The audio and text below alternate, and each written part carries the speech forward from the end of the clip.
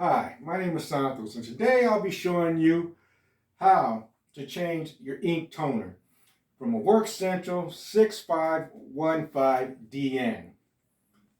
It's right here, very easy. You just pull this little side down right here, and we got yellow, pink, blue, and black. Today we'll be changing the black. It's a very simple procedure. Pull it out right there.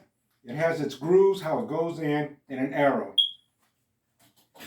Get the new one. Voila. And you put it in the same way. And there it is, right there. A very simple procedure to all those people that are kind of slow. It ain't the side, you see. And some people go on the side and try to take this off right here, but it's in the front right here.